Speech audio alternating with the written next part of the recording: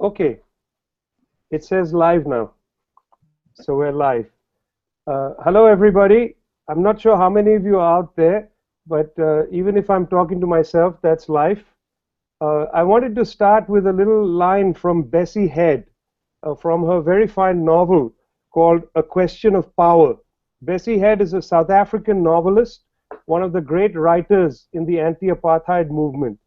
And in her book, she wrote, "As she fell asleep, she placed one soft hand over her land. As she fell asleep, she placed one soft hand over her land. It was a gesture of belonging." My name is Vijay Prashad, and I'm happy to have this opportunity to moderate a conversation for the fight for AAS. This is part of the 8millionrising.org conversation, and I recommend you go to the website, to go to 8millionrising.org and have a look at this conversation, which is in collaboration with a series of student groups, particularly from Cornell University, from Hunter College, and from Northwestern. So you'll hear from the students in a few minutes, but I want you to pay attention for a second to this line again. As she fell asleep, she placed one soft hand over her land. It was a gesture of belonging. In many ways, the entire attempt at producing ethnic studies in the United States is a gesture of belonging, a claim, an attempt to put the hand over the land and say that we belong here. We're part of what this place is. We want you to join the conversation. In order for that, go to Twitter. In Twitter, our hashtag is fight, the number 4, and then AAS. Again, the hashtag is fight, the number 4, AAS. Join the conversation. Please let us know what you think. As well, there's a Facebook site that you can find if you go into Facebook and just type Fight for AAS. We're going to start with a little update from Omar. So Omar, why don't you give us a little bit about yourself and then tell us about what you want to share with us. Hi, my name is Omar Khurshid. I'm from Cornell, or I graduated from Cornell last year, and I'm working with APAA, Asian Pacific Americans for Action, the student group that I was part of for the Asian American Studies campaign. The update I wanted to give you guys was from SFSU, which, as you might know, is where the origin of the ethnic studies movement started. So the College of Ethnic Studies is currently undergoing budget cuts of 40%, and there's been a strong resistance movement that call themselves Defend and Advance Ethnic Studies at SFSU. So there's currently a hunger strike by 4 students calling themselves the Third World Liberation Front 2016, and they have some demands. And you can see their demands on the Facebook page if you search Defend and Advance Ethnic Studies at FSU. Also, the other update was at College of William and Mary. The students there that have pushed for the past couple of years for Asian Pacific Islander American Studies have recently got a minor as of a couple of weeks ago. So that's it. Okay, thanks, Umar. Now we're going to stay with Cornell for a minute and have Emily Dong introduce herself. So take it away, Emily. Cool, thanks. Thanks, Vijay. I'm a sophomore at Cornell, and I'm part of Asian Pacific Americans for Action, which is an advocacy group here on our campus. And I've been involved with the Asian American Studies program.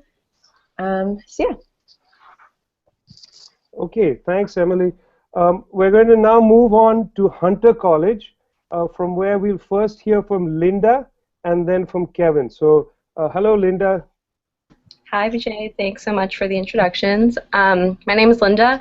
I'm a third-year student at Hunter College, and I minor in Asian American Studies, and I mobilize with CRASH, which is the Coalition for the Revitalization of Asian American Studies at Hunter. Yeah.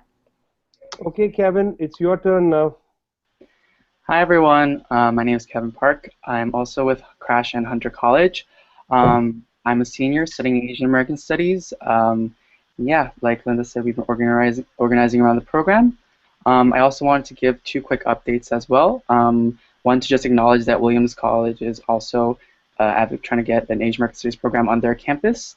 We just saw the link being shared around, and also that there was a recent update at Dartmouth, actually, that the only remaining faculty who was hired for an Asian Americanist position was denied tenure even with unanimous departmental approval. So just to give quick updates about these different schools as well. And yeah, thanks for the introduction, Vijay. I'm excited for the conversation. Okay, so let's go back to Chicago, where we have another Kevin. Kevin is from Northwestern. So hello, Kevin. Hi, thanks for the introduction. Yeah, I'm Kevin. I'm a senior studying political science and Asian American studies with the Asian Pacific American Coalition here at Northwestern. I'm also joined by Tian, who's was another previous president of the organization. Yeah, so we recently had a great victory, actually, succeeding in obtaining a major for the Asian American Studies program here at Northwestern. But you know, we recognize that not only is it a first, is one of many steps for us, but also kind of just one of many small steps for the national movement as a whole. And we know that a lot of ethnic studies programs are facing cuts and other struggles across the nation, and that's something we definitely want to support. So. Super, thanks a lot.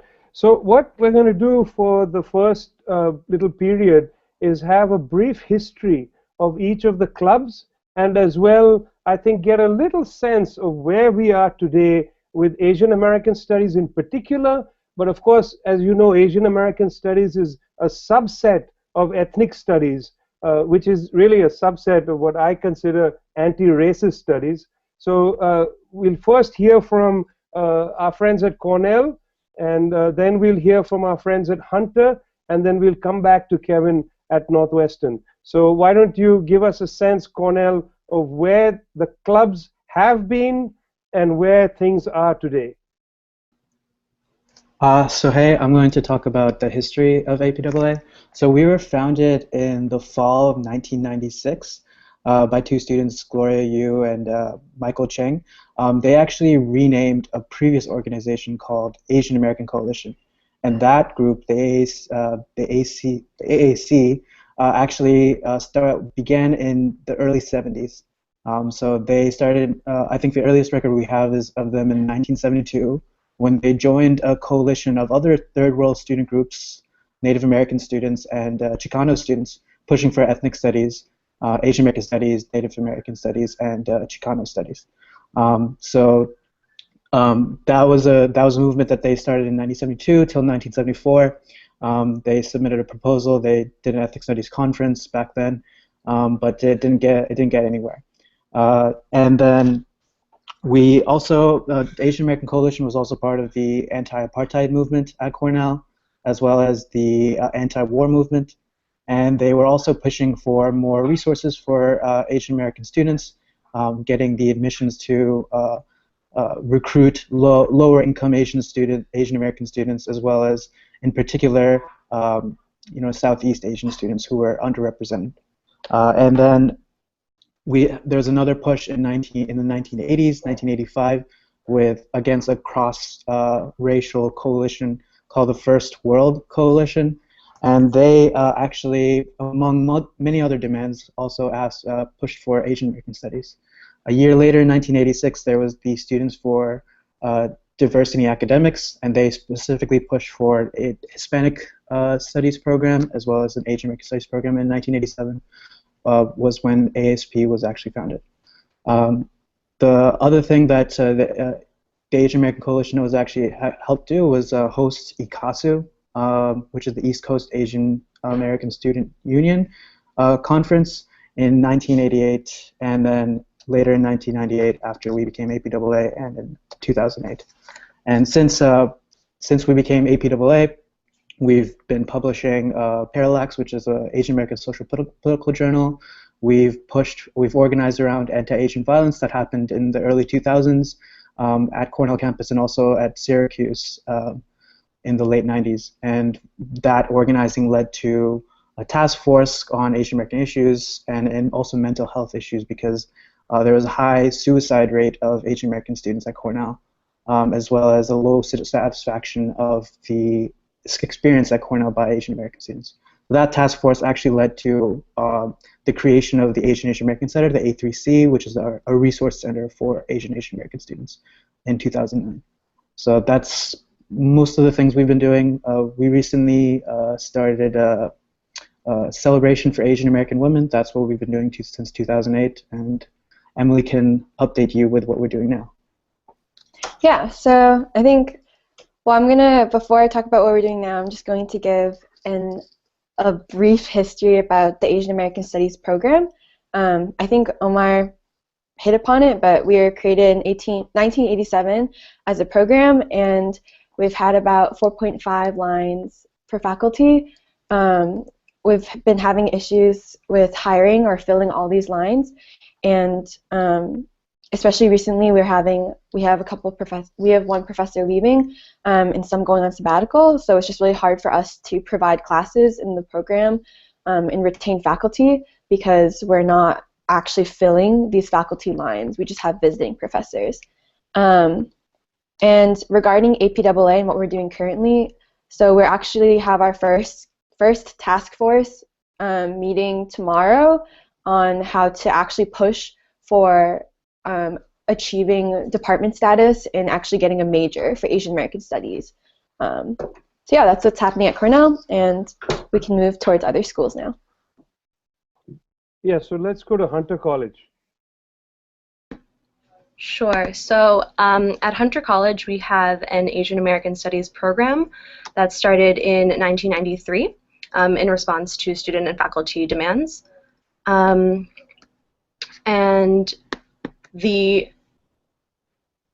in 2006, the administration was going to cut the program, and a group of students mobilized around it and formed the Coalition for the Revitalization of Asian American Studies at Hunter, which is Crash and the club that we're currently working under.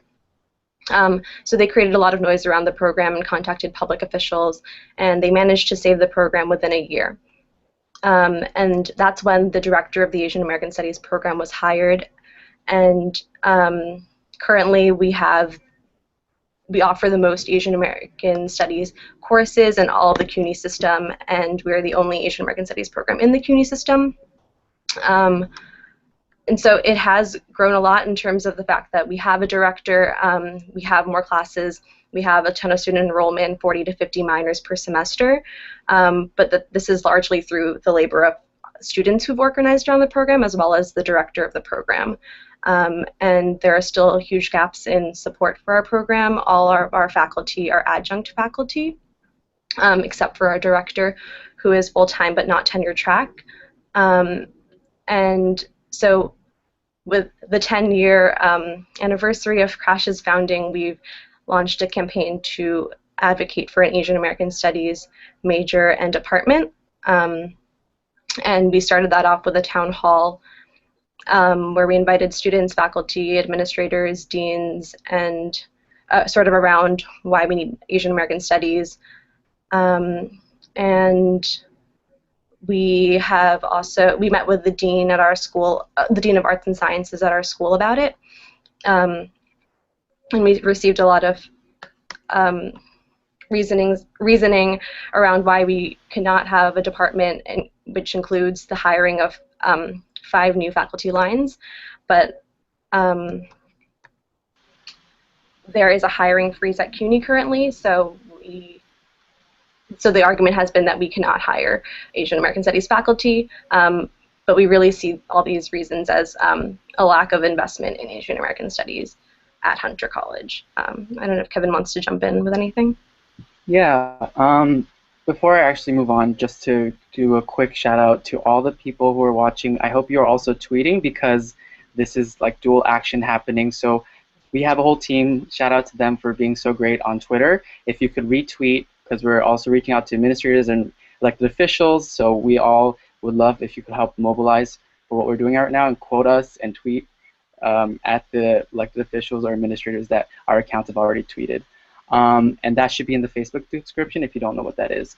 Yeah, just to also add on to what Linda was saying, we offer the most Asian American Studies courses throughout New York City, and just to talk about CUNY, and New York City has, just in terms of demographics, New York City has the largest Asian urban population in the country, with over 50% of the population of the city of New York. And CUNY itself has 23 campuses. So for those who might not know, CUNY stands for City University of New York. And we have 23 campuses, and 6 out of 23 have over 25% Asian American student bodies.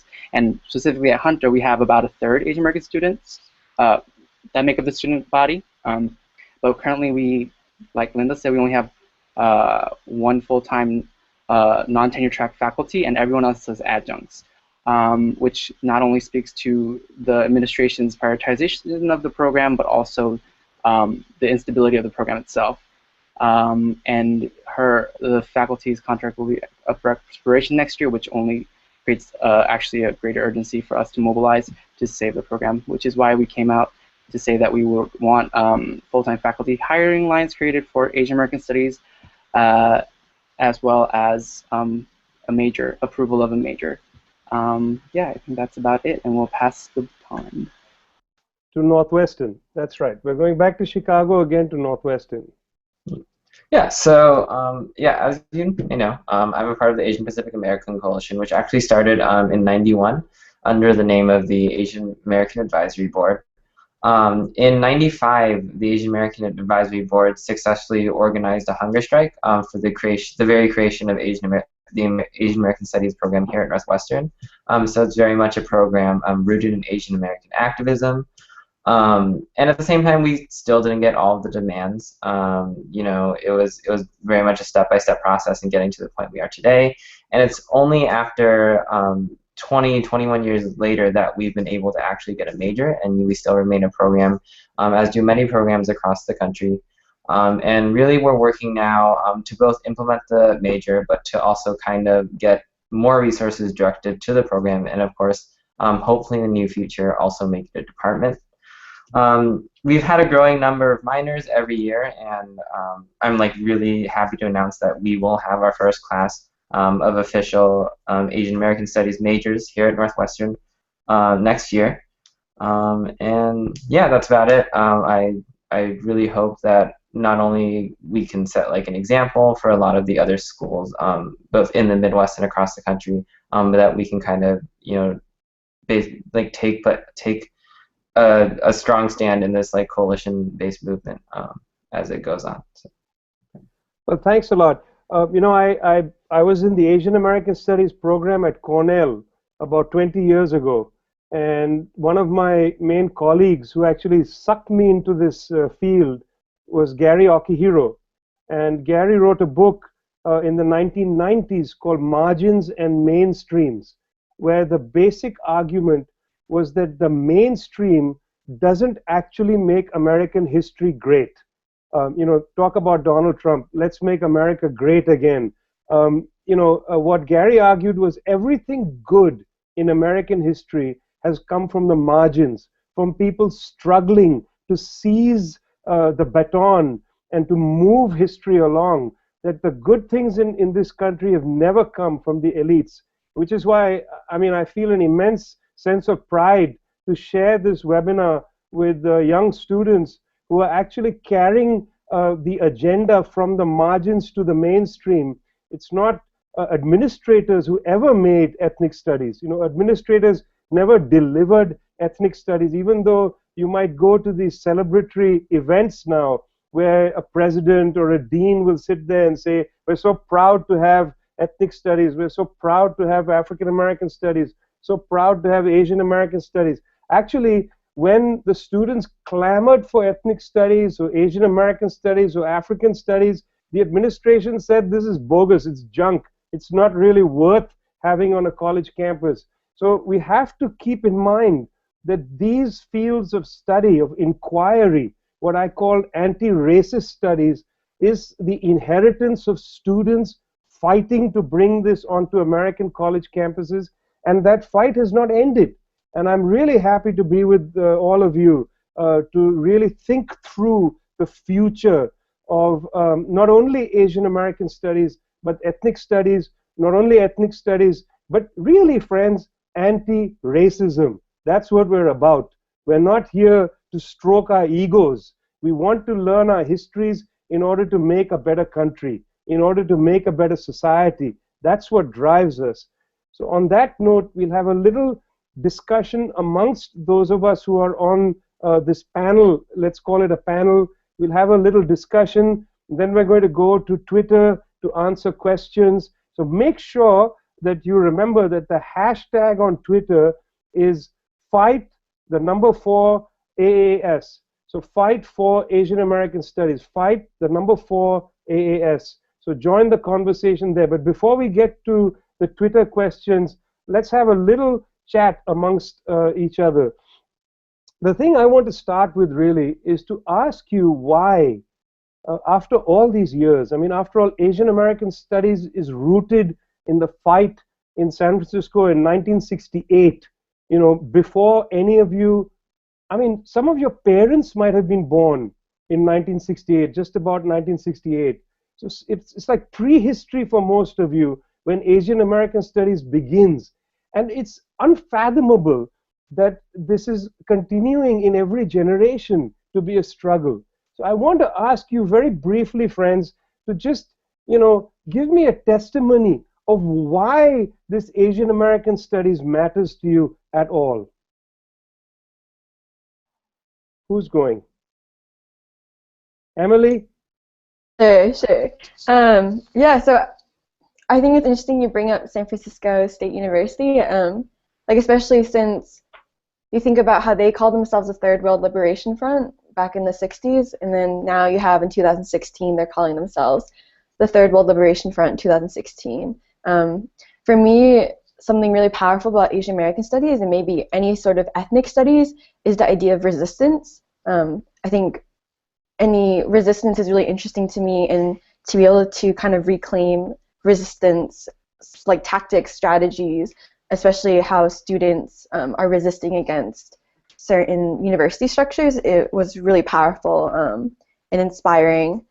So yeah, I think for me, a lot of my personal experiences with Asian American Studies is rooted in my interests in resistance and reconciliation of nationalism and this idea of ethnicity, and how that translates to the future and future imaginations of resistance. I like that idea of future imaginations of resistance, because after all, no resistance is ever complete. It brings forth in contradiction, you know, the enemy gets strengthened by our resistance, transforms itself, and we have to be supple and aware that they have changed, so we must also change. Anybody else wants to offer a short testimony? If I may. Yeah, I think for me, what's also important about our context at CUNY is that as a public school, as a city university, we're working with predominantly working class, commuter students, and students of color. And I think that for me, when I took my first Asian American Studies class, and I finally got to feel that one, the knowledge that I was deprived of, and then secondly, the fire I felt when I was like, oh, this is what it means to actually be given the context in which, everyone who was responsible for bringing me here was given to me. So I think to deprive students at CUNY who are at the most need for this kind of critical field, that's where my passion comes from, in advocating and saying for and advocating for Asian American Studies on a public school campus within the city of New York. Yeah, and I think the other part of it is that, like you said, Vijay, students are always part of the movement. It's not, it's not necessarily the administration who's going to be willing to take the lead in providing these for us. And if you look at the way colleges and universities are structured, undergraduate students hold the most power, right? We're the ones who pay the tuition. We're the ones who pretty much outnumber everyone else. So I think it is important for us to self-actualize that power and our agency within our agency in being able to advocate and voice what kind of education we want for ourselves as undergraduate students, and that is also a big piece for me. I wanted to say something about that. You said two things that were very interesting. One was you said that a public school is a place where this is actually very important, because people who come to a public school are prepared, ready to get this kind of analysis, this kind of critical analysis. especially a city like New York, where questions of race need to be understood. You know, when a Asian American police officer is involved in a shooting of an African American man, we need a theory to explain what's happening here. You know, we can't just rely upon the media, which is guttered. You know, we need a proper theory, for which I agree with you. The context of places like New York City, San Francisco, Los Angeles, there's a real necessity to have a critical theory of race to bring us to a better understanding, so that we don't fall into very shallow, media-driven, elite-driven narrative of you know, events that such as happened in New York. But the other thing that you said, and as others talk with their testimony, I'd like you to think a little bit about the upsurge around, say, the Bernie Sanders campaign and the question of college debt being central to what Sanders has raised. You see, one part of college is college debt. In other words, what you have to pay so that your imagination is not allowed to grow. You know, you're scared, you're so much in debt, you don't have the opportunity to take classes such as in ethnic studies that help you become a citizen. You're forced to go into a field that so-called will help you with your career because of debt. But the other side, which Sanders and company haven't picked up, which I think is a question, in a sense, of race on college campuses, is what some people call neoliberalism on campus. You know, in other words, this whole question of, sorry, fellas, we can't fund critical ethnic studies because we have to fund, you know, the STEM, science, technology, and engineering. These are more important. They help you go to medical school, help you do this, help you do that. So this neoliberal consciousness is the other side of the debt crisis. On the one side, you have to pay to go to college so that your imagination shrinks. On the other side, they're not providing you with imagination opening you know, programs because they say there's not enough funding. So I want us to think a little bit, is it possible for us to add to the Bernie upsurge and to say, fellas, it's not just about college debt, it's also about the debt of imagination or the deficit of imagination on college campuses? Yeah, I think I can speak to this. I very much think the role of ethnic studies on any college campus is, I think, as you briefly talked about before, to like bring the margins forward and to ground our work, not only in ethnic studies, but in almost like every other academic field. Because in a way, the very role of ethnic studies is complicating not only these fields of studies themselves, but complicating the boundaries that exist between these fields. So I think like that debt of imagination is something that ethnic studies has always been doing, and in terms of bringing things like experiential knowledge to our work, and that's something that I think is ever pressing now, as you talk about how this neoliberal consciousness is like so much at the forefront right now in so much of our work. Let's have, I mean, I want Linda to come in and the other Kevin to come in as well in a minute, but oh, we've had both Kevin, sorry. I want Linda to come in a minute, but Linda, I want you also to help us, because again, you know, you're at a certain context. You're again in New York City. You have a certain landscape in the city that propels the work you do with Crash. I want us to think about the following. You know, one of the complaints that you sometimes hear about regarding, say, Asian American studies, etc., is that these are narrow fields. You know, it's for Asian students. What about black students or students from the Caribbean, etc.? And in fact, the history of Asian American studies has never been exclusionary. It was founded with the broadest possible understanding of liberation. So tell us a little bit, Linda, from your experience, you know, at a big major public university, is Asian American studies for you a narrow horizon? What has it been for you? Yeah, sure. So I want to bring up two things. One is that in sort of like making this argument around Asian American studies is for all students, not just Asian American students. We've been trying to keep in mind not to sort of replicate this neoliberal logic of like, oh, we need ethnic studies or Asian American studies because we are training the next generation of leaders to sort of like work in a diverse landscape, like for example New York City or the country, right? So, but rather that ethnic studies, or specifically Asian American studies, is a field that produces critical scholarship about a ton of different interdisciplinary, and it brings in all these different disciplines, right? And it also like touches on all these intersectional identities that we're not just looking at race, but we're also looking at gender and sexuality. And we're doing this through a bunch of different fields as well. And we're looking at Asian American literature. We're looking at it from a social sciences perspective as well. So for me, it's Asian American studies is like at its very heart intersectional, and it's at its heart interdisciplinary. So yeah, that's what I have to say about that.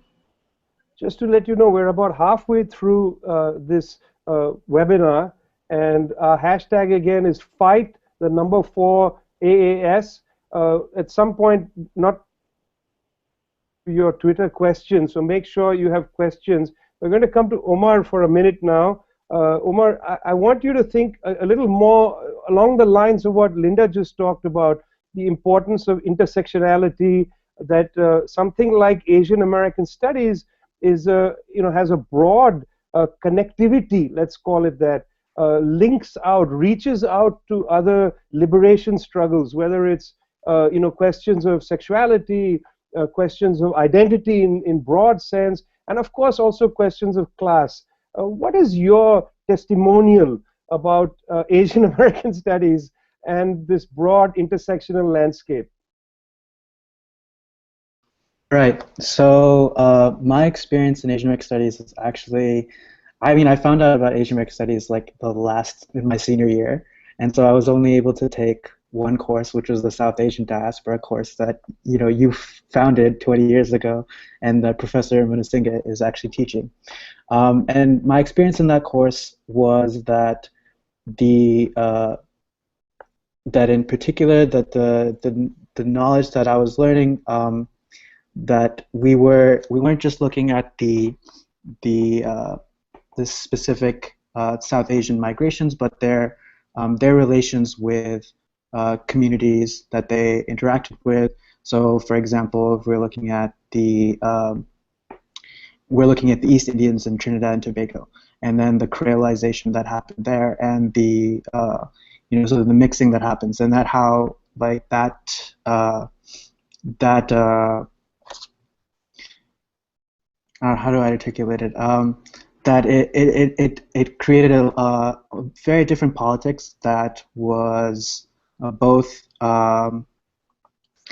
There was, I guess, a struggle of deciding for identity, of whether it's something that's homogeneous, whether that you're taking from your homeland or whether you're taking also from the local culture.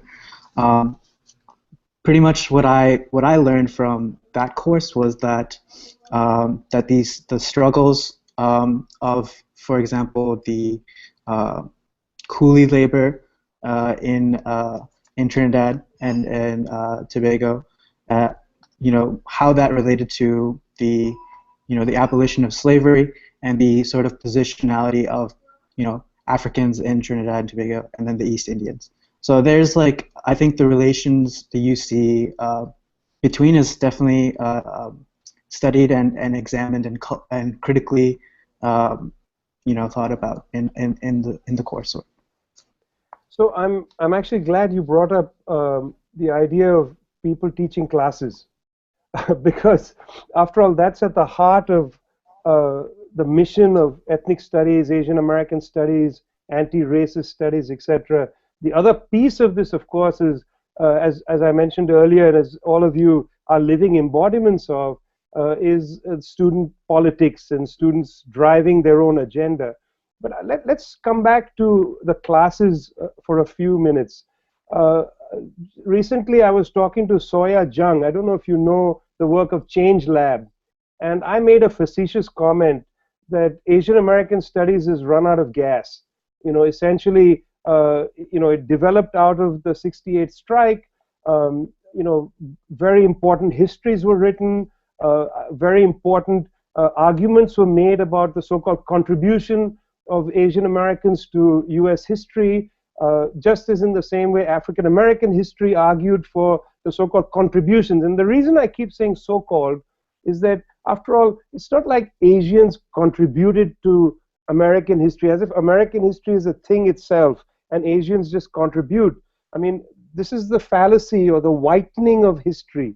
You know, there is no such thing as American history that is outside the history of African Americans, Native Americans, Asian Americans, you know, you name it.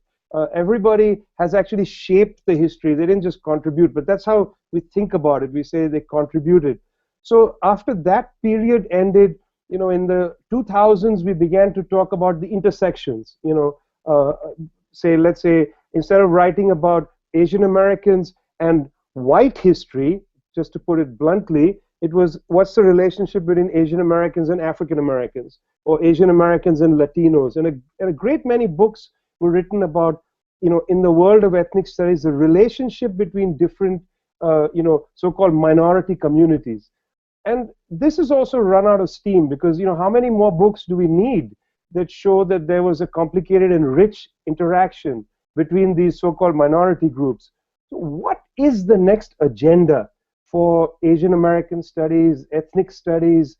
You know, what do you want to argue? What are the stories that you have that you want to tell us? What are the stories that we need to reflect in our mirror that you want told? So I want you to tell me, what's the next big breakthrough that needs to happen for Asian American studies to be exciting once again?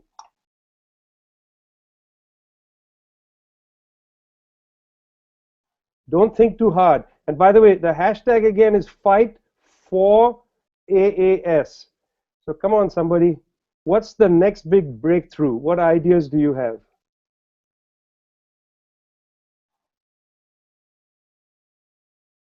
Okay, Linda.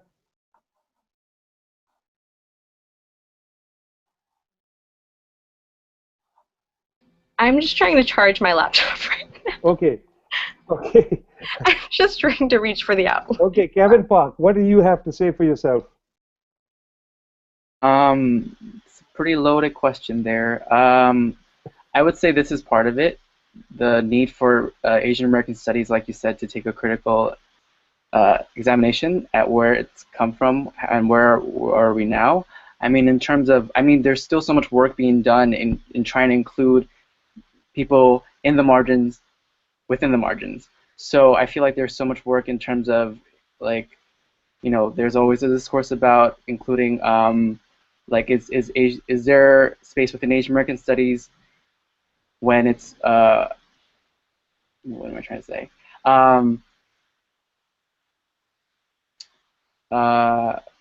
Yeah, I guess I feel like there's so much work still needed to be done in terms of actually being able to address the margins within Asian American studies. So whether it's Pacific Islanders or it's Southeast Asians communities or South Asian communities, I think that is also becoming part of the conversation as we become more connected through the age we are at now. And I think the other part of it too is, in what other ways are we taking what is viewed as, I don't know, how are we challenging traditional notions of critical scholarship and academia by doing something like this, by, as undergraduates, I don't know, taking charge in our own education when the academic, what ladder, so to speak, I don't know, doesn't necessarily support us doing so. Okay, I don't Emily, know. I hope that made sense.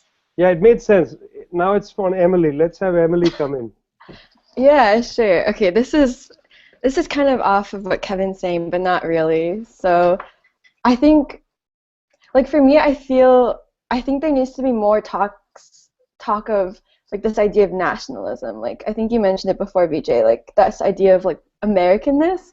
Like, I think Asian American studies, this relates to intersectionality, but, like, instead of simply just talking about intersectionality, I want to talk about, like, this idea of a nation state. And I also think this ties into the limits of, this even goes to, like, what are the limits of recognition, you know? Like, what is it about,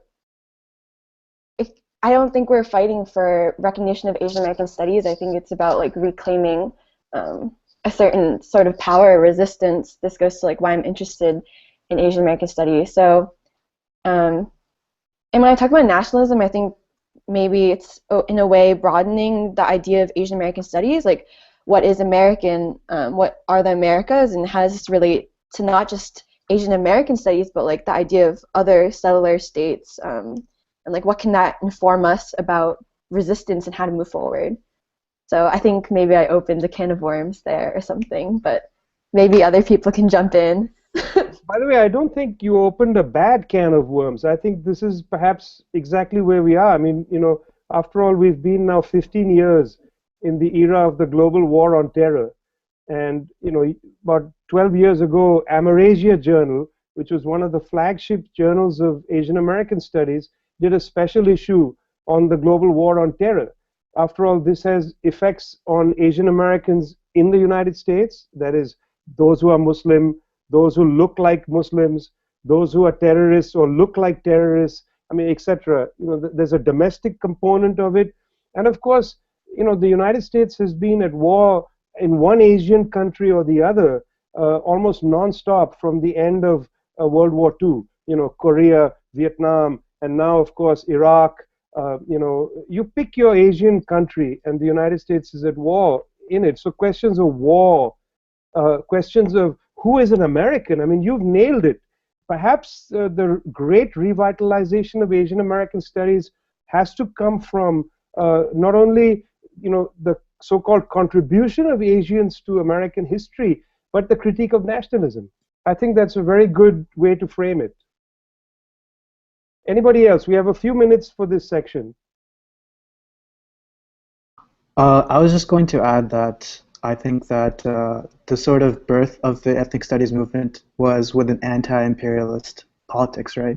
So definitely sticking to that, keeping up the critique of U.S. nationalism, U.S. imperialism, militarism, and then also problematizing what it is to be Asian American, just like Emily said, to challenge our complicity in settler colonialism. And I want to also challenge the idea of the inclusion of Pacific Islanders, because the API, umbrella term is very problematic. It erases and invisibilizes, the Pacific Islanders and makes it kind of interchangeable between Asian Americans and Pacific Islanders.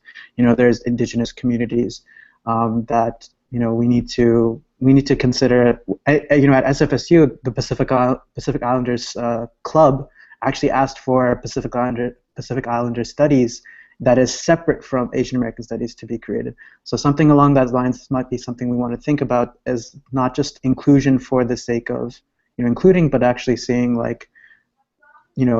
trying to see what that inclusion does and what that means, and what are we enclosing and what are we kind of homogenizing, I guess, by inclusion. All right, that was superb. By the way, I just want to say that behind the scenes, you can't see them, but we have from 18 Million Rising, and I welcome you to go to the website, 18millionrising.org. From 18 Million Rising, we have Mark and Caden, who are helping us behind the scene technically, and they're the ones who are going to share with us the questions that come from Twitter.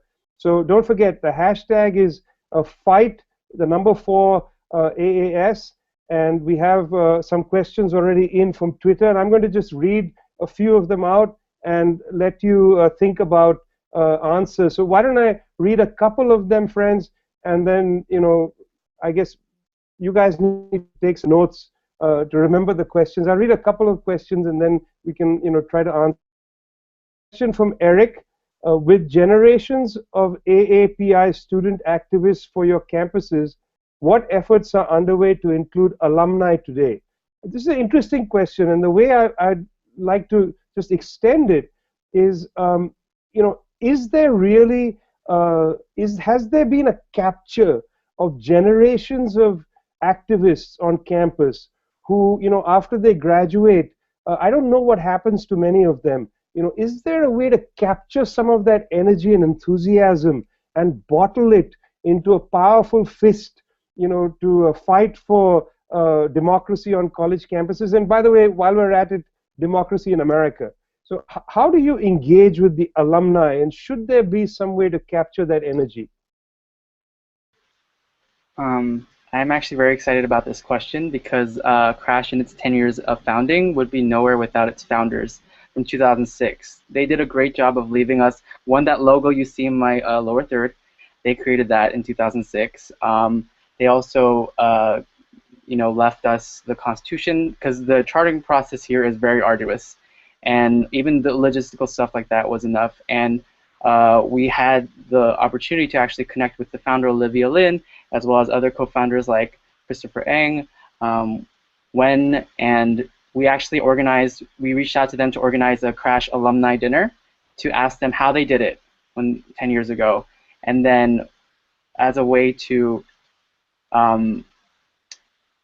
also orient the newer Crash members in where the struggle has come from and where we can take it. And then I think sometimes, I mean, at least in my experience, I tend to, it's now that I realize the power of alumni as well in terms of influencing administrators, because they're the ones that are also trying to make an institution look good. So we actually have collected testimonies from alumni about the importance of Asian American Studies on our Asian American Studies program website.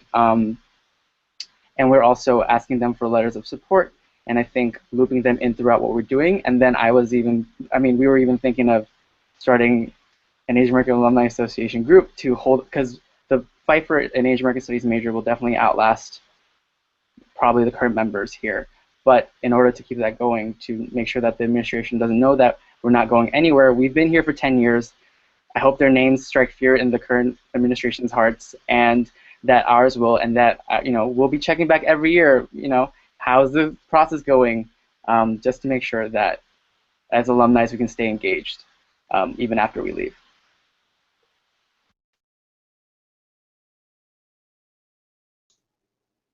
Yeah, I think like Kevin was saying, countering institutional memory is such a strong role for alumni. Last year we had a commemoration event where a lot of the original hunger strikers that helped establish the Asian American Studies program here at Northwestern were able to come, and I think for a lot of students and for us organizers, to be able to see them was just really inspiring and made it very possible in our eyes. All right, let's move on to another question, which is an interesting question about the effect of neoliberalism on students, for instance. So how do you, as veteran kick-ass activists on campus, how do you prevent falling into activism as another form of extracurricular activity or getting professionalized? In other words, Kevin, Emily, Linda, Omar, is this the start of your political career?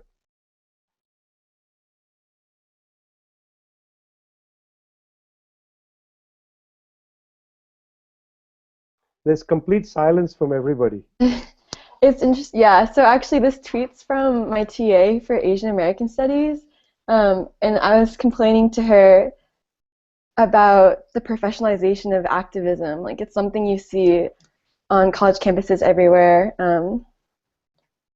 And I don't know, I think it's interesting because activism, even the term activism, I think, has become an odd term. Like, I think before it wasn't really called activism, right? It was called direct struggle, or it was about like people bonding over shared struggles or shared experiences and joining together to claim space and claim power, and to like address the material repercussions or ramifications of like certain structures or whatever. So I think we've lost that in a way. I think, well, this is the importance of looking at our histories, right? Like, I think this is why ethnic studies is so important.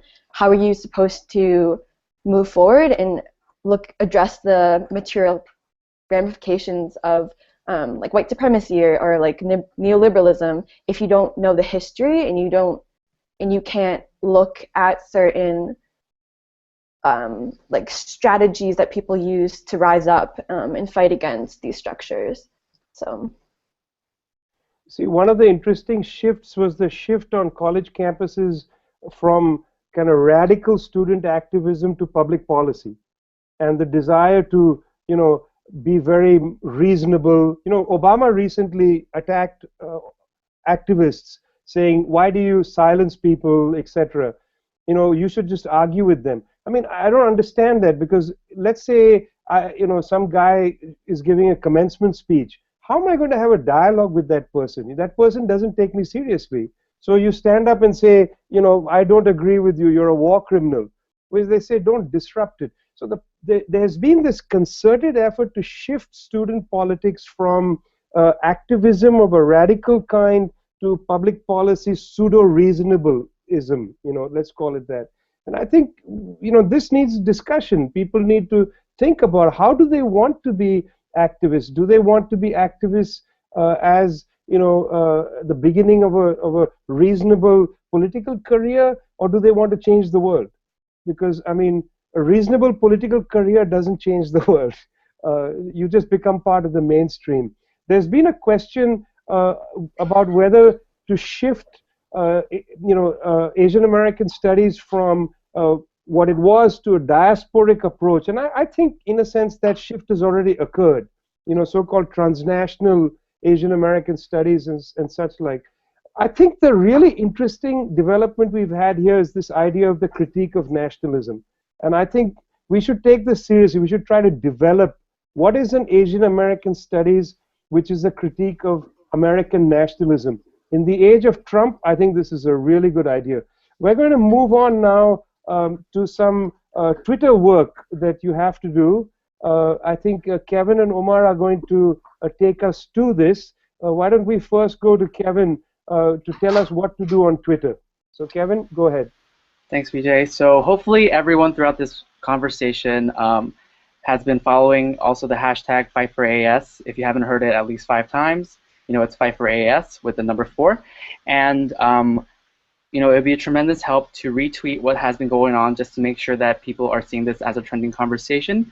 But for us specifically at Hunter College, we had some prepared tweets for New York City and New York State elected officials, as well as administrators, to let them know that we would want them to support our efforts for Asian American Studies. So specifically for Hunter, we have tweets directed at our current administrators, at Hunter President. That's President Jennifer Robb. We have a bunch of prepared tweets, like one full-time non-tenure track AAS faculty for 16,550 undergrads, hashtag CUNY so white, hashtag #FightForAAS, as well as will you support an Asian American Studies major at CUNY? Follow us at #FightForAAS, and that would be to, for example, council members Margaret Chin and Peter Koo, as well as the other elected officials that our Twitter account at Hunter Crash is tweeting. So please follow the hashtag and just retweet. And if you want to be creative and create your own, that'd be great. And just tweet at these different accounts.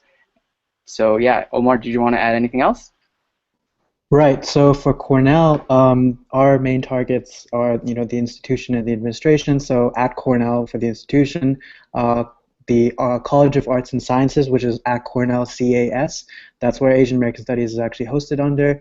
So definitely tweet to them at Ritter Gauss, RITTERGAUS. That's Gretchen Ritter, the Dean of College of Arts and Sciences. So we want you guys to tweet to all 3 of them. Some examples of what you can tweet: make at Cornell AASP a department. Give us intellectual autonomy with the hashtag. Always keep the hashtag #FightForAAS. The other tweet we have prepared tweet is at Cornell can't live up to any person, any study if we don't hire more faculty to teach courses in AAS. Another tweet we have is, if we care about our reputation, why are we letting our once successful AAS program fail? And another one we have is, it's Asian American Studies we're fighting for, not Asian Studies. It's a common, actually, response to, for us trying to build, organize for an expansion of Asian American Studies. Is like, oh, we already have Asian Studies, but of course there's differences in Asian American Studies and Asian Studies. And also retweet from our account, which is at APAA Cornell. So at APAA Cornell, and retweet some of their tweets that we put up there. So that would be it. By the way, administrators love hearing from you. It's called democracy. They feel that social media is a place for them to do their so-called branding propaganda. It's equally a good place to reach out to them and tell them what you believe, how you feel, the kinds of things you'd like to have them do for you. Not because you're customers, but because you want to make a richer democracy. Our attempt in ethnic studies, Asian American studies, anti-racist studies is not to produce students who treat the world like they are customers at a mall, but to produce active, passionate people who want to make the world a better place. So that's the attitude with which we've been with you for the last hour. I'm very happy to have been with Kevin, Linda, Kevin, Omar, and Emily. Behind the scenes, we had Caden and Mark helping us out. I began with a line from Bessie Head, and the line was about a gesture of belonging, putting your hand out on your land as a gesture of belonging. And I think I want to return to that a little bit. It's very important for us to remember that the fight for ethnic studies, the fight for liberation, really, in the societies we live in, amongst all people in the society, not merely inside the academy, inside colleges and universities. This is a broad struggle that transcends the university walls, but it also happens inside the university. The university is not an ivory tower. It's not some place outside the pressures of society. It indeed is. It is where people who go out to society are produced. Therefore, it's very important to understand that if you want to make a democratic society, it better start while you're being educated. That temper of democracy has to be created, crafted while you're young. If you don't craft it while you're young, it's very hard to learn it later. It's a little bit like a third, fourth, fifth language. If you don't get these early, it's hard to come to them. So become a democratic person while you're in college. Struggle for things you believe in. You're not just merely reaching out to become a customer. You want to lay your hand on the land in a gesture of belonging. Everybody in our colleges belongs, and therefore everybody needs to belong. I want to end our conversation with a piece of graffiti that was scrawled on the walls of Paris in 1968, the same year as the other side of the world in San Francisco, where the ethnic studies movement begins. In 1968, the crazy students of Paris wrote, "Be realistic, demand the impossible." What I'm asking you to do, and what I think everybody here is asking you to do, in other words, Kevin, Linda, Kevin, Omar, Emily, what we're asking you to do is to be realistic, by which we mean, of course, demand the impossible. Thanks for being with us, and have a great day. Wait, Vijay, can I say one thing? Okay.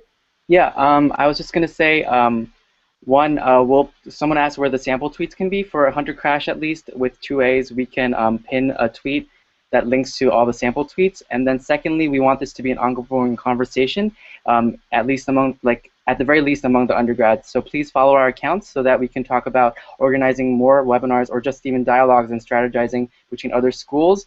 So please keep an eye out for that, because I know this isn't just, we're only going to get stronger. So yeah, thanks so much, everyone. Goodbye.